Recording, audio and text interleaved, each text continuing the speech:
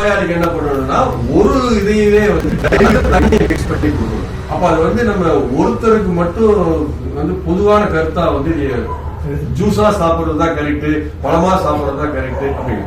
ஆரோக்கியமான நிலையில நல்லா இருக்கிறவங்கன்னா பழங்களை சாப்பிட்டுருங்க, பழமா சாப்பிட்டுருங்க அப்படிங்கிறது. அப்புறம் இண்டிவிஜுவலை பொறுத்து அது வந்து ஒவ்வொருத்தருக்கு தகுந்த மாதிரி ஜூஸா குடிக்கலாமா அல்லது ஜூஸ்ல தண்ணி கலந்து குடிக்கலாமா, டைல்யூட் பண்ணி குடிக்கலாமா அப்படிங்கறதெல்லாம் அது நிலை மாறும். வேற ஏதாவது இப்ப அடினோசின்ங்கிறது எக்ஸ்ட்ராவா நம்ம எடுத்துக்கலாமா? வெளியில இருந்து எந்த கெமிக்கலையும் தூண்டுதலுக்கு கொடுக்க கூடாது. இப்போ தைராய்டு இருக்கு, தைராக்சின் சுரக்குது, அதுக்கு வந்து தைராக்சின் சுரக்க மாட்டேங்குன்னு சொல்லி போட்டு தைராய்டுக்கு ஒரு டேப்லெட் போடுறோம் இல்லையா, அந்த மாதிரி தான் அதுவும் உடனே சொல்றது கண்டிப்பா சொல்லுங்க. அது மட்டும் இல்லைங்க, அது வந்து நம்ம காபி குடிச்சதை கட் பண்ணலாம் அப்படிங்கிறாங்க. மார்பின் அப்படிங்கிறது என்னங்க, அது வந்து ஒரு போதை.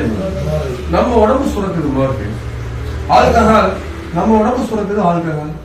இப்ப நீங்க அரிசி சாப்பாடு சாப்பிடுறீங்க இல்லையா, ஆல்கஹால் உற்பத்தி பண்ணதுக்கு உடம்பு, அதனாலதான் சாப்பிட்டதுக்கு அப்புறம் ஒரு மயக்க நிலை வருதுன்னா ஆல்கஹால் தான். அது வர ஆல்கஹால் தான். இவங்க போட்டுக்கிறது அடினோசின் நம்ம உடம்புல 16 மணி நேரம் சுரக்குது. அதை கண்ட்ரோல் பண்றதுக்காக காபி குடிக்கிறோம். கஃபீன் வந்து அது கண்ட்ரோல் பண்ணுது. அதாங்க, அந்த கண்ட்ரோல்ங்கிறது வந்து எப்படி இருக்கணும்னா உடலினுடைய செயல்பாடா இருக்கணுமே தவிர அதுக்கு கொடுக்க வேண்டியது இல்லைங்கிறது என்னுடைய கருத்து. குறைக்கிறதுக்கு கஃபீன் குடிக்கிறாங்க. இதெல்லாம் வந்து பாத்தீங்கன்னா அந்த கஃபீன் பின்னாடி இருக்கக்கூடிய ஆய்வுகள் எல்லாமே வந்து நான் சொன்னேன் இல்லையா, காஃபி கம்பெனிக்காரங்க அந்த பிசினஸ் ஒரு லாபிங் இருக்கும். அவங்க என்ன பண்ணுவாங்க அப்படின்னு சொன்னா, காபி குடிச்சா நல்லது அப்படின்னு ஒரு ஆய்வு முடிவு வெளியே வர மாதிரி, காபி சாப்பிட்டா நல்லது அப்படின்னு.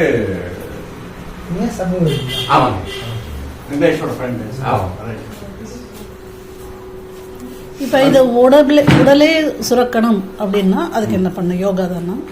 ஆமா, நம்ம யோகா, உணவு முறை, வாழ்க்கை முறை. இப்போ மெலட்டானின் சுரக்கணும் அப்படின்னா அதுக்கு நம்ம மெலட்டானின் வெளியில இருந்து கொடுக்க கூடாது. நீங்க ஒண்ணுமே இல்லை, காலையில எந்திரிச்சு வந்து உட்கார்ந்து சூரிய உதயத்தின் பொழுது கண்ணை மூடி உட்கார்ந்து அந்த வெயில உள்வாங்கி வெளியே உள்வாங்கினீங்கன்னா ஹார்மோன் சேஞ்சஸ் ஆரம்பிச்சு. இன்னைக்கு அதை வந்து யாரும் செய்யறது இல்லை.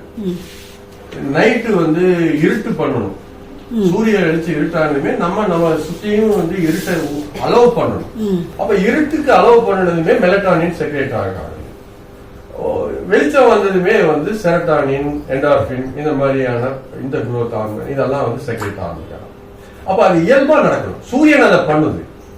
நம்ம பாடிக்குள்ள வந்து ஒரு பயாலஜிக்கல் கிளாக் இருக்கு, பயாலஜிக்கல் மெமரி இருக்கு. அதுதான் அதுக்கு தேவையானதை இந்த நேரத்துக்கு பகல்னா இப்படி இருக்கணும், இரவுனா இப்படி இருக்கணும், அதை வந்து அதுதான் முடிவு பண்ணணும். நம்ம 9 மணிக்கு 10 மணிக்கு ஒயிட்டா பிரைட்டா ஒரு ஸ்கிரீனை பார்த்துட்டு இருந்தோம் அப்படின்னா அதுக்கு வந்து இந்த இங்க பீனியல் கிளாண்ட் தான் அதை செக்ரேட் பண்ணுது. அப்ப அந்த பீனியல் கிளாண்ட் என்ன பண்ணிக்குன்னா, இவங்க வந்து பகல்ல இருக்கிறோம், நம்ம வெளிச்சத்துல இருக்கிறோம், இப்ப அது வேண்டாம் அப்படின்னு அது முடிவு பண்ணிடும். அப்ப நீங்க போய் கண்ணை மூடி படுத்துட்டு இருந்தாலும் அந்த இருட்டை வந்து நீங்க உள்வாங்க மாட்டீங்க. அப்புறம் அதுக்கப்புறம் மேல அதுக்கு மேல சுரக்கிறதே விட்டுருது. அப்ப அந்த இம்பேலன்ஸ் ஸ்டார்ட் ஆகும். அப்புறம் ரெஸ்ட் இருக்காது. ஸ்லீப் சைக்கிள்ல வந்து சர்காடியன் ரிதம் அப்படின்னு சொல்லி போட்டு பாடியில ஒரு சில ரிதம்ஸ் எல்லாம் இருக்குது, அதெல்லாம் டிஸ்டர்ப் ஆயிடும். ரெம் ஸ்லீப், நான் ரெம் ஸ்லீப் அப்படின்னு சொல்லுவாங்க.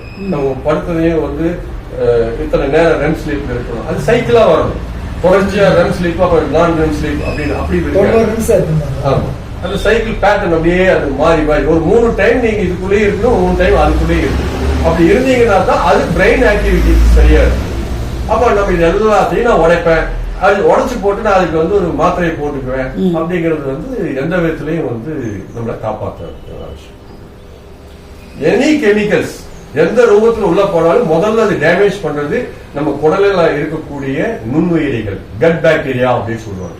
நீங்க என்ன கெமிக்கல், அது மருந்தா இருக்கலாம், இல்ல உரம் மாதிரி ஏதாவது போட்டு சேர்த்து போயிருக்கலாம், பூச்சிக்கொல்லி மருந்தா இருக்கலாம், பிரிசர்வேட்டிவா இருக்கலாம், உயிர்காக்கும் மருந்து நீங்க கொடுக்கக்கூடியது இருக்கலாம், ஆன்டிபயோட்டிக்ஸா இருக்கலாம், என்ன வாட் எவர் கெமிக்கல், எந்த கெமிக்கல் எந்த ஃபார்ம்ல நீங்க உள்ள அனுப்பிச்சீங்கன்னாலும் அது முதல்ல பாதிக்கிறது கட் பாக்டீரியா.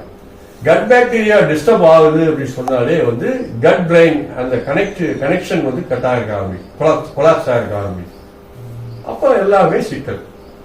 இது மொத்தமும் டேமேஜ் ஆன நிலையில தான் வந்து அந்த வேற ஒரு குடல்ல இருந்து அந்த மலக்குடல்ல இருந்து அந்த மலத்தை எடுத்து இவங்க குடல்ல வச்சு அந்த மாற்று ஆபரேஷன் தான் பண்றாங்க. ஃபீக்கல் டிரான்ஸ்பிளான்டேஷன் அப்படின்னு சொல்லி பாருங்க தெரியும்.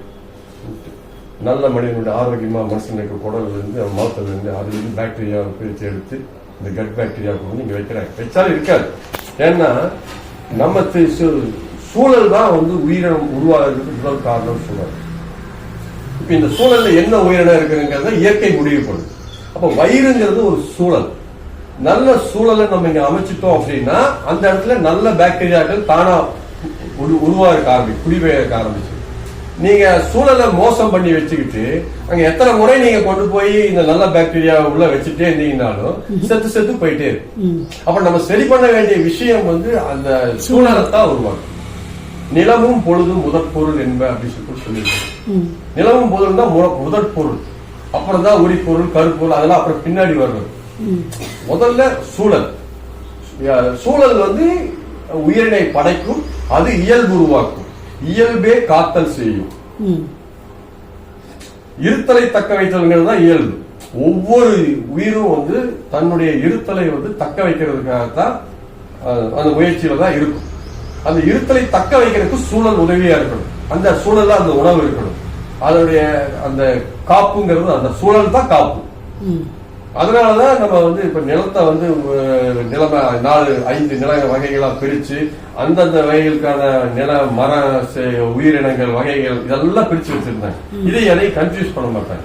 இப்ப நான் ஆஸ்திரேலியாவில் இருக்கிற ஆப்பிள வாங்கி நான் சாப்பிடணும்னு சொன்னா அது என்னுடைய உணவு அல்ல, எனக்கான உணவே அல்ல. முன்னாடியே வந்து ஜெனட்டிக் மெமரி அது உள்ள இருக்கணும், பயாலஜிக்கல் மெமரியில இருக்கணும். நான் சாப்பிட்ட உணவு எங்க தாத்தாவோ தாத்தாவுடைய தாத்தா சாப்பிட்ட உணவு கூட என்னுடைய இதுல இருக்கும். பட் இன்னைக்கு நான் வந்து அமெரிக்காவில இருந்து என்ன ஒரு உணவு வாங்கி சாப்பிட முடியுதுன்னு சொல்லிட்டு சொன்னா உள்ள போகும், ப்ராசஸ் ஆகும், வெளியில தள்ளிடும். ஏன்னா அதுக்குள்ள அந்த இது கிடையாது, அதை அப்சர்வ் பண்ணணும் அப்படிங்கிற இது இருக்காது. ஆமா ஆமா. அதனால அந்தந்த சூழல்ல விளையக்கூடிய அந்தந்த பருவங்கள்ல கிடைக்கக்கூடிய விஷயங்களை நம்ம எடுத்துக்கிட்டோம் அப்படின்னு சொன்னா நம்ம ஹெல்த்தியா. உலகம் வந்து இன்னைக்கு நேற்று வரல, பல்லுயிர்களோட பல ஆண்டுகளா எவால்வ் ஆகி வந்திருக்கு. அப்போ இயற்கையா மனிதன் ஆதி காலத்துல காடுகள்ல இருந்து தான் வந்திருக்கா அப்படிங்கிற ஒரு சிந்தனைக்குள்ள வந்ததுக்கு அப்புறம் தான் மனிதன் இயற்கையோட இருந்துதான் வந்திருக்கா. அப்போ ஒரு உணவுன்னா கண்டிப்பா பல நூற்றாண்டா கடந்துதான் வந்திருக்கணும். அப்போ நம்ம இப்ப இருக்கிற இந்த டயட் இதெல்லாம் நிறுத்திட்டு ரொம்ப பின்னோக்கி திங்க் பண்ண ஆரம்பிச்சேன். அப்ப இயற்கையா காடுகள்லாம் அப்ப எங்க எப்படி இருந்திருப்பாங்க, அந்த சூழல்ல என்ன உணவு கிடைச்சிருக்கும் அப்படிங்கிற ரொம்ப பின்னோக்கி போறப்பதான் இயற்கையா ஏதாவது ஒண்ணு கிடைச்சதுன்னா அதை வச்சு சாப்பிட்டுருப்பாங்க அப்படிங்கிறப்பதான் அந்த இயற்கை உணவுங்கிற ஒரு புள்ளிக்குள்ளாரே வர. சோ அப்போ இயற்கை உணவுல என்ன சாப்பிடலாம் அப்படின்னு தேடுறப்பதான் மறுபடியும் நம்மளோட சிட்டி லைஃப்ல நமக்கு தெரிஞ்ச அறிவுல பாதாம், பிஸ்தா, முந்திரி, டேட்ஸ் இதெல்லாம் தான் நல்ல ஃபுட்டு, இதெல்லாம் தான் எனர்ஜி கிடைக்கக்கூடியது. ஏன்னா இதெல்லாம் தான் நம்ம சாப்பிட்டுருக்கோம், நம்மளோட எக்ஸ்பீரியன்ஸ்ல இதெல்லாம் தான் சாப்பிட்டுருக்கோம். சோ அப்போ அதுக்குள்ள ஒரு கேள்வி வந்தது எனக்கு, இது ஒரு சாமானியன் சாப்பிடக்கூடிய பாதாம் ஆகட்டும் ஒண்ணுமே விலை உயர்ந்த பொருள். ரெண்டாவது நம்ம ஊர்ல அந்த பொருள் கிடைக்கல, எல்லாம் வெளிநாட்டுல இருந்து வருது. அடுத்தது 365 நாள் அந்த உணவு கிடைக்குமானா அது ஒரு கேள்வி. அப்போ இதுல ஒரு கண்டிஷன் வச்சு இயற்கை உணவா இருக்கணும், சாமானியன் சாப்பிடக்கூடிய விலையில இருக்கணும். ஒரு உணவுனா 365 நாள் நமக்கு கிடைக்கணும். எந்த உணவா இருந்தாலும் நம்ம எங்க இருக்கோமோ அந்த சூழலை சுத்தி இருக்கணும். ஒரு அட்லீஸ்ட் 1 கிலோமீட்டர் 2 கிலோமீட்டருக்குள்ள அந்த உணவு இருக்கணும். அதுதான் நமக்கான உணவுங்கிற ஒரு புள்ளிக்குள்ள வந்ததுக்கு அப்புறம் அப்படிப்பட்ட இயற்கை உணவு என்ன அப்படின்னு தேடுறப்பதான் முகநூர்ல ஒருத்தங்க பேஸ்புக்ல இன்னைக்கு நான் தேங்காய் பழம் சாப்பிட்டேன் அப்படின்னு போட்டிருந்தேன். ஃபர்ஸ்ட் எனக்கு அந்த பார்த்தேன்னா எனக்கு அது நகைச்சுவையா தான் தெரிஞ்சுது. ஏன்னா சின்ன வயசுல நம்ம கோயிலுக்கெல்லாம் போறப்ப தேங்காய் பழம் வச்சு ஒரு பிரசாதம் மாதிரி கொடுப்பாங்க, அது நம்ம ஒரு ஸ்நாக்ஸ் மாதிரி தான் சாப்பிட்டுருக்கோம். ஒரு ஹோலிஸ்டிக்கா ஒருவேளை உணவுக்கு அது எப்படி சரியா இருக்கும்? ஏன்னா நம்மளோட பின்புலம் எல்லாமே நம்ம சயின்ஸ் பேக்ரவுண்ட்ல எல்லாம் படிச்சு அதுல விட்டமின் இருக்கா, கார்போஹைட்ரேட் இருக்கா, புரோட்டீன் இருக்கா, இதெல்லாம் தேங்காய் அப்படி என்ன இருக்கு அப்படிங்கிற ஒரு சிந்தனை தான் உடனே ஏத்துக்க முடியல. ஆனா என்னோட கேள்விகளுக்கு எல்லாத்துக்கும் அதுல முழுமையா விட இருக்கு. தேங்காய் வந்து 365 நாள் கிடைக்கும். ரெண்டாவது நம்ம தமிழ்நாட்டுல எல்லா சூழலையும் தென்னை மரம் வாழை மரம் இருக்கு. அப்புறம் இயற்கை உணவுலயே ஓரளவுக்கு எக்கனாமிக்கல் ஃபுட்டுன்னா தேங்காய் வாழைப்பழம் தான். ஏன்னா மற்ற ஃபுட்டெல்லாம் கூட கொஞ்சம் விலை வருது, ஏன்னா சீசனல் வரப்போ ரேட்டு ஜாஸ்தி. அப்போ இது எல்லாமே மேட்ச் ஆகுது. ஆனாலும் எனக்கு அந்த உணவை ஏற்றுக்க முடியல. அப்போ இதுதான் சரியான உணவு. ஆனால் இதை ஏற்றுக்கிறதுக்கான விஷயத்த தேட ஆரம்பித்தேன். அப்படி தேடதான் தேங்காய் பழம் தேடுறப்பதான் ஃபேஸ்புக்கில் யூடியூப் வழியா மூவா அப்பன்னு சொல்லிட்டு ஏன்னா அவர் தான் தேங்காய் பழத்தை பற்றி நிறைய பேசியிருப்பாரு. அவரோட வீடியோ ஃபுல்லாக பார்த்ததுக்கு அப்புறம் என்னால அவரை ஏத்துக்க முடியல. ஏன்னா அவர் ஒரு சாமியார் மாதிரி இருக்காரு. நம்ம தான் சயின்ஸ் எல்லாம் அறிக்கையெல்லாம் பார்த்து ஒரு சாமியார் சொன்னா அது எப்படி சரியா இருக்கும். அப்ப அவருக்கு எப்படி தெரிஞ்சுன்னா எங்க அண்ணன் சொன்னாரு. அவங்க அண்ணன் யாருன்னா அவர் ஒரு தமிழாசிரியர் மு ராமகிருஷ்ணன் சொல்லிட்டு அவர் தான் அந்த ஆசிரமத்தோட பவுண்டர். அப்போ அவரு எழுதின புத்தகங்களை பாக்குறோம். அவருக்கு எப்படி தெரிஞ்சுன்னா அவரோட ஸ்கூல் கரஸ்பாண்டன்ட் பாண்டுரங்கனா ஒருத்தர் இதை பத்தி ஆராய்ச்சி பண்ணி எழுதியிருக்காரு. 1934 த மேன்ஸ் ஃபுட் அன்வீல்டு வெறும் தேங்காய் வளத்தை பத்தி ஒரு ரிசர்ச் ஆர்டிக்கல் மாதிரி 184 பக்கத்துக்கு ஒரு ஆங்கில புத்தகம். சோ இத அவர்கிட்ட கொடுத்துதான் இதை நீ படி அப்படின்னு சொன்னதுக்கு அப்புறம் தான் அவர் படிச்சதுக்கு அப்புறம் தேங்காய் பழத்துல இவ்வளவு விஷயம் இருக்கு. அப்ப நம்ம ஒரு ஆசிரமம் அமைக்கணும்னு அவர் ஒரு ஐடியா எழுதிருக்காரு அந்த மூ ராமகிருஷ்ணன். அப்ப நம்ம தேங்காய் பழமே போதும் அப்படின்னு சொல்லிதான் அப்புறம் மூவ் பண்ணிட்ட சொல்லி ஒரு இடம் பாரு நம்ம ஆசிரமம் அமைக்கணும்னு சொல்லி அப்ப பிற்காலத்துல அது வர்றாங்க உலக நல்வாழ்வாசம். இதெல்லாம் அந்த புத்தகம்லாம் வாங்கி படிச்சு இவ்வளோ நாலேஜ் உருவாகினதுக்கு அப்புறம் தான் அப்புறம் அவர் ராமகிருஷ்ணன் எழுதுன ஒரு புத்தகம் இருக்கு, நோயின்றி வாழ முடியாத.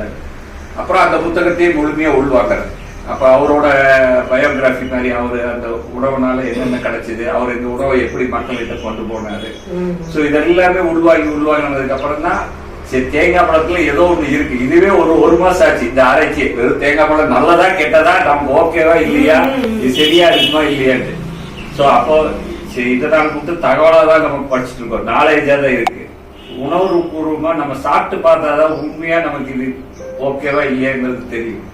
சரி சாப்பிடலாம்னா எப்படி சாப்பிடலாம், எப்ப சாப்பிடலாம் அப்படின்னு தொடங்குறப்போ அவரோட புத்தகத்துல இயல்பா எந்த உணவா இருந்தாலும் இரவு 6 மணி சூரியன் அஸ்தமனத்துக்குள்ள முடிச்சிடணும். அதுதான் நம்ம மனிதனுக்கான உணவுன்னு இருக்கும்.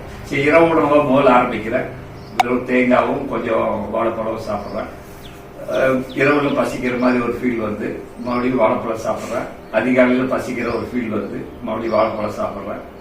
அடுத்த நாள் அதே மாதிரி இரவு உணவு மட்டும் தேங்காய் வாழைப்பழம் சாப்பிட்றேன். ஒரு இரவு மட்டும் பசிக்கிற ஃபீல் வந்தது, வாழைப்பழம் சாப்பிட்டேன். 3வது நாள் தொடர்றேன், பசியே வரல. அதிகாலையில முழிக்கிறேன். ஒரு 5 மணிக்கெல்லாம் எனக்கு முழிப்பு வருது. அந்த முழிப்பு தான் எனக்குள்ள ஒரு மிகப்பெரிய விழிப்பு கொடுத்தது. ஏன்னா நான் அதுக்கு முன்னாடி கடந்த 20 வருஷமா என்னோட லைஃப் ஸ்டைல்ல நான் அவ்வளோ தெளிவா முழிச்சது இல்லை. எனக்குள்ள ஒரு தெளிவு இருந்தது. முழிக்கிறப்போ ஒரு எங்க பார்த்தாலும் ஒரு மங்களா தெரியும். எந்திரிச்சாலே அது ஒரு கிளியரா இருந்தது.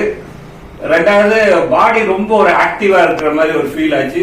ரொம்ப அப்ப நான் வெயிட்டா இருந்தப்போ கூட ரொம்ப ஒரு லைட் வெயிட்டா. ஏன்னா காலேஜ் படிக்கிறதுல இருந்து வேலைக்கு போன காலம் மட்டும் எப்பவுமே ஒரு லேட் கம்மர்ங்கிற ஒரு கான்செப்ட் தான் இருக்கும்.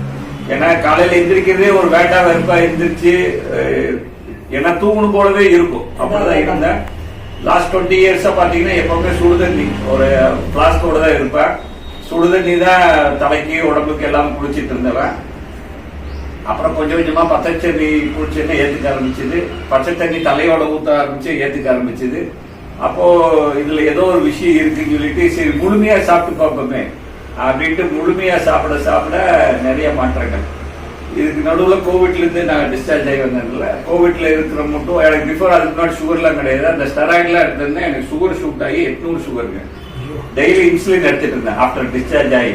ஸோ இந்த கண்டிஷன்ல தான் இந்த தேங்காய் வாழைப்பழம் ஆராய்ச்சி. ஏன்னா பழம் உங்களுக்கு தெரியும் சுகர் டாக்டர் சொல்றாங்க. இதுலதான் நான் தைரியமா ஆராய்ச்சி பண்ணேன். இதுல வீட்டுல எல்லாம் பயந்துட்டாங்க.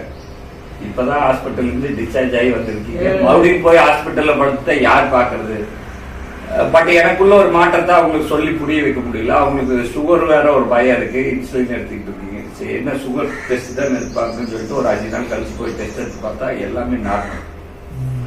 அப்பதான் எனக்கு அடுத்த ஒரு மிராக்கிளா தோணுச்சு. என்னடா சுகருக்கு காலங்காலமா சாகர் மட்டும் மாத்திரை சாப்பிடணும், இன்சுலின் போடணும்னு சொல்லிட்டு இருக்கிறாங்க. 4 நாள்ல வெறும் இந்த தேங்காய் பழத்துல இவ்வளவு பெரிய மாற்றமா இருக்கு அப்படின்னு சொல்லிட்டு அப்ப இதுல ஏதோ ஒரு விஷயம் இருக்குன்னு சொல்லிட்டு முழுமையா சாப்பிட ஆரம்பிச்சுன்னா வீட்டுல எல்லாம் பயந்துட்டாங்க. என்னடா இவர் பாட்டு சாமியார் மாதிரி தேங்காய் பழத்தை சாப்பிட ஆரம்பிச்சாரு, எதிர்காலத்துல வேற ஏதாவது பிரச்சனை ஆயிருமா அப்படின்ட்டு ரொம்ப பயந்துட்டாங்க. அப்போ அவங்களுக்கு என்ன சொன்னாலும் புரியல. ஏன்னா எனக்கு கிடைச்ச மாற்றத்தை எனக்கு உணர்வு பூர்வமா இருக்கு, அவங்களுக்கு அது அறிவு பூர்வமா தான் இருக்கு. அப்ப இது அறிவுபூர்வமா சொன்னா யாருக்கு புரியாது.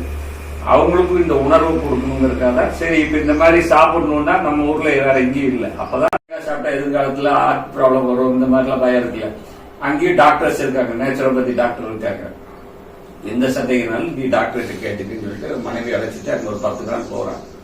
போய் அந்த 10 நாள் அங்க இருக்கிறப்பதான் அப்ப ஏற்கனவே நான் அந்த தேங்காய் படத்துல பழகணும்னு நினைக்க அங்க போனோன்னு ஒரு பெரிய விருந்து சாப்பிடுற மாதிரி இருந்தது. ஏன்னா காலையில 6:30 மணிக்கு ஆரம்பிச்சு இரவு 7 மணி மட்டும் 1 மணி நேரத்துக்கு கொஞ்சம் ஏதாவது ஜூஸ், ஃப்ரூட்ஸ், சூப்பு இந்த மாதிரி நிறைய கொடுத்துக்கிட்டே இருப்பாங்க. அப்போ ஏற்கனவே நான் வெயிட் இருந்தங்காட்டிக்கு அவர் டாக்டர் என்ன சஜஸ்ட் பண்ணாருன்னா நீங்க வெயிட் இருக்கிறங்காட்டிக்கு கொஞ்சம் வெயிட் லாஸ் பண்ணணும்னா ஃபாஸ்டிங் மாதிரி எடுத்தீங்கன்னா இன்னும் கொஞ்சம் உங்களுக்கு ஸ்பீடா ரெக்கவர் ஆகும் அப்படின்னு சொன்னீங்கன்னா ஃபர்ஸ்ட் திக் ஜூஸ் 3வது நாள் லெமன் ஜூஸ் அப்படின்னு சொல்லிட்டு படிப்படியா குறைச்சிட்டு வராங்க. அப்படி ஒரு 7வது நாள் இருக்கிறப்ப பக்கத்துல ஒரு மலை கூட்டிட்டு போறாங்க, அங்க ட்ரக்கிங் மாதிரி. அங்க போயிட்டு வந்ததுக்கு அப்புறம் தான் அடுத்த ஒரு மாற்றத்தை உணர்ந்தேன். அது கொண்டு போறப்போ வெறும் ஒரு லெமன் ஜூஸ் மட்டும் எடுத்துட்டு போறேன். போயிட்டு கீழே வர மட்டும் ஒரு 8 மணி நேரம் பயணம், ஒரு 4 நாள் 8 கிலோமீட்டர். கடைசி மட்டும் கொண்டு போன லெமன் ஜூஸும் குடிக்கல. நம்ம என்னடா ஒரு உணவு வேணும்னு சொல்லிட்டு இவ்வளவு பெரிய ஆராய்ச்சி பண்ணி தேங்காய் பழத்துக்குள்ள வந்தோம். ஆனா 8 மணி நேரம் ஒரு இடம், அதுவும் நம்ம வேலை அதிகமா செஞ்சா நிறைய சாப்பிடணும்பாங்க. ஒண்ணுமே சாப்பிடாம அவ்வளவு பெரிய மலை ஏறி வந்திருக்கிறோம். 8 மணி நேரம் ஆச்சு, ஒன்னும் பசியே எடுக்கல. அவ்வளவு சந்தோஷமா இருக்கு. எப்படி நமக்கு அந்த எனர்ஜி ஆற்றல் கிடைச்சது அப்படின்ட்டு பொறுமையா எனக்குள்ள ஒரு ஆழமா பயணிக்கிறப்பதான் இந்த மாதிரி சுத்தமான ஒரு காத்துல இருந்திருக்கும். ஏன்னா கொரோனால எனக்கு அந்த காத்தோட முக்கியத்துவத்தை உணர்ந்து அப்போ அந்த அடிப்படையில ஒரு நல்ல ஒரு காத்துல இருந்திருக்கிறோம். அடுத்தது போற வழியில அந்த இயற்கையான அந்த ஸ்ட்ரீம்ஸ், அருவிகள், ஆறு, ஓடைகள் எல்லாம் நிறைய வரும். அதுல எல்லாம் நிறைய தண்ணி குடிச்சேன். அந்த தண்ணிய உள்ள இருந்து வர மலையில இருந்து வர தண்ணி குளிச்சோம். 2-3 இடத்துல குளிச்சோம். அப்போ இந்த மாதிரி சுத்தமான நீர்ல குடிச்சிருக்கோம். அப்ப அதுல இருந்து ஒரு ஆற்றல் கிடைச்சிருக்கலாம். அப்புறம் எனக்கு சின்ன வயசுல இருந்தே காடுகள்னா ரொம்ப பிடிக்கும். என்னோட லாங் ஹாலிடேஸ்ல இங்க முதுமலை காடுகள் அப்பாவோட பெரியப்பா இருந்தங்காட்டிக்கு அங்கதான் மாசக்கணக்கில் இருப்பேன். அப்ப அந்த காடுகளுக்குள்ள பயணம் பண்றப்ப காடுகளுக்குள்ள எனக்கு அது ஒரு மனதளவுல மிகப்பெரிய ஒரு சந்தோஷம் இருந்தது. இப்ப ரொம்ப ஒரு மகிழ்ச்சியா இருந்தா ஒரு ஆற்றல் நமக்கு கிடைச்சிருக்கு. அப்புறம் வெறுங்கால நடக்கிற எனக்கு பழக்கம் இருக்கும். இந்த சபரிமலை எல்லாம் நான் இந்த பெருவழியில போறப்போ 48 கிலோமீட்டர் நடப்போம். அப்போ மாலை போட்டு இருக்கிறங்காடி வெறுங்கால். அப்ப வெறுங்கால நடந்து பார்க்கலாங்கிறப்போ வெறுங்கால நடந்திருக்கும். அப்ப நிலத்திலிருந்து ஒரு எனர்ஜி கிடைச்சிருக்கு. சோ அப்பதான் உணர்ந்த இந்த பஞ்சபூத ஒரு ஆற்றலோட இருந்தா உணவே 2ஆம் பட்சம். சோ அப்பதான் இந்த என்னோட கிடைச்ச இப்போ இவ்வளவு தூரம் டெப்தா சொன்னல இந்த எக்ஸ்பீரியன்ஸ் எல்லாம் அப்பதான் பேஸ்புக்ல ஒரு குரூப் ஆரம்பிச்சு போட ஆரம்பிச்சோம். இயற்கை உணவு, அடுப்பில்லா சமையல், ஆரோக்கிய சமையல் அப்படின்னு சொல்லிட்டு இந்த எக்ஸ்பீரியன்ஸ் அப்படியே கொஞ்சம் கொஞ்சமா ஷேர் பண்ணிப்பாங்க. அப்போ கோவிட் பீரியட்ல மக்கள் நிறைய உணவு குறித்து தேடல் அப்படியே கொஞ்சம் கொஞ்சமா வராங்க. ஒவ்வொருத்தருக்கும் ஒவ்வொரு பிரச்சனைகள் இருந்திருக்கு. சார் இந்த மாதிரி நான் இந்த உணவு சாப்பிட்டா சரியாச்சு, அந்த மாதிரி சாப்பிட்டா சரியாச்சு அப்படிங்கிற வர ஒரு 1.9 லேக் மெம்பர்ஸ் வந்து அதுல குழு ஆகி அது எனக்கு ஒரு மிகப்பெரிய மோட்டிவேஷன் ஆச்சு. என்னடா நம்மளோட சின்ன ஒரு தேங்காய் பழத்தை ஷேர் பண்ணதுல நம்ம எக்ஸ்பீரியன்ஸ் ஷேர் பண்ணது இவ்வளவு பெரிய மெம்பர்ஸ் இன்னைக்கு ஃபாலோ பண்றாங்க. நிறைய பேருக்கு ஒரு ஆரோக்கிய மாற்றம் ஆயிருக்கு. ஏன் நம்ம இதை தொடர்ந்து ஒரு லைஃப் ஸ்டைலா மாத்திக்க கூடாது அப்படின்னு சொல்லி எனக்குள்ள தோண ஆரம்பிச்சு. சரி, அப்ப அந்த குரூப்புக்காக தான் முதல் கேம்ப்னு சொல்லிட்டு, ஏன்னா வெறும் ஜஸ்ட் நாலேஜா பண்றது போல அவங்களுக்கு பிசிக்கலா இந்த மாதிரி ஒரு எக்ஸ்பீரியன்ஸ் கொடுக்கும். ஒரு 3 days சொல்லி தான் 2021 அப்ப 3rd வேவ்லயே அங்க ஒரு கேம்ப் நடத்துறோம். பட் அப்பயுமே மக்களுக்கு இந்த விழிப்புணர்வு இருந்தங்காட்டிக்கு அந்த டிராவல் பயெல்லாம் உடைச்சிட்டு ஒரு 40 பேர் பக்கம் அப்பவே வந்தாங்க.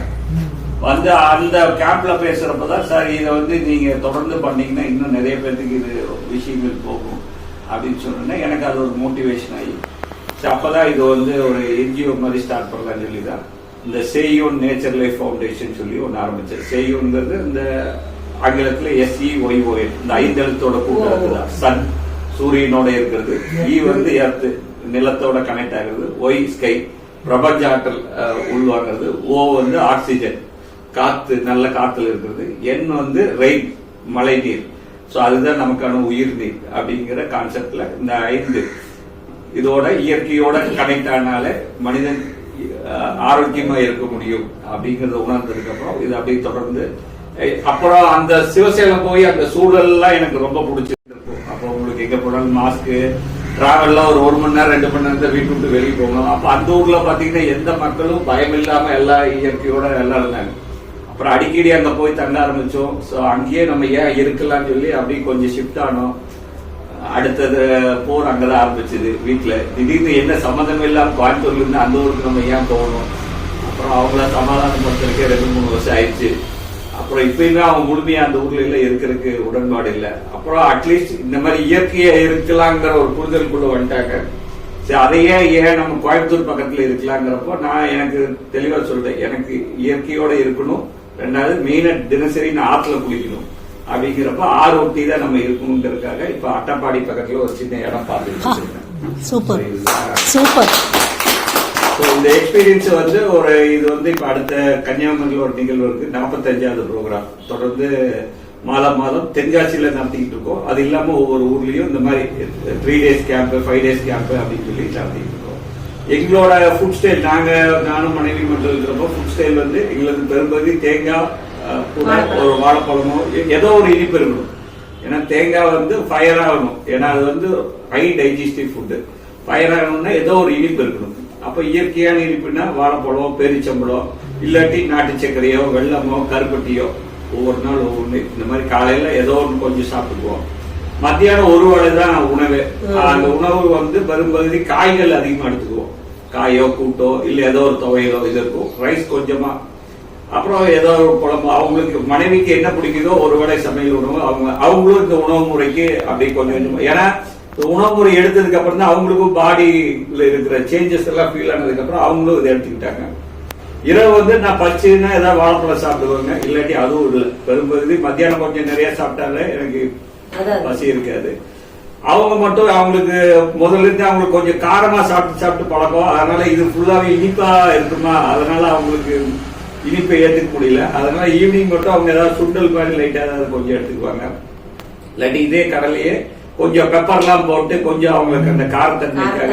ஏன்னா என்னோட உடல் வந்து ஒரு குளிர்ச்சி தன்மை. எனக்கு இனிப்பு சின்ன வயசுல இருந்து இனிப்பு ரொம்ப பிடிக்கும். அவங்க வந்து சின்ன வயசுல இருந்து இனிப்பே அதிகம் எடுக்க மாட்டாங்க, அதிகமா காரம். அவங்களுக்கு உடல் வந்து இந்த உடம்பு. அதுக்கப்புறம் தான் புரிஞ்சது ஏன் அவங்களுக்கு அந்த ஊர் பிடிக்கல அப்படிங்கிறது வந்து அது வந்து கொஞ்சம் வெப்பமும் குளிர்ச்சியும் கலந்த பகுதி சிவசேலம். கோயம்புத்தூர் வந்து கொஞ்சம் அவங்க புறத்த உடந்ததெல்லாம் கும்பகோணம், தஞ்சாவூர். அவங்களுக்கு இந்த ஊர் வந்தா இந்த சூழல் வந்து அவங்களுக்கு ரொம்ப உடலுக்கு மெயினா அவங்க சொன்னது மனம் வந்து எனக்கு அங்க போனாலே ஒரு நல்லா இருக்கு கோயம்புத்தூர், அதுதான் எனக்கு பிடிக்குது. அப்பதான் அதோட பின்புலத்தை அடையிறப்பதான் சோ சூழல் ஒரு காட்டுல வந்து அந்த குளிர்ச்சி தான் அவங்களுக்கு கனெக்ட் ஆகுதுன்னு சொல்லிதான் அப்பதான் கோவை பக்கத்துல பார்க்கலாம்னு சொல்லிதான் இப்ப அட்டப்பாடி பகுதியில பாத்துக்கிட்டீங்க. அப்படி பாத்துக்கிட்டே இருக்கிறேங்க. அதுக்காக இந்த ஒரு வாரம் கொஞ்சம் தொடர்ந்து இருக்காங்க. சரிங்கம்மா, வேணா நான் நம்பர் வேணா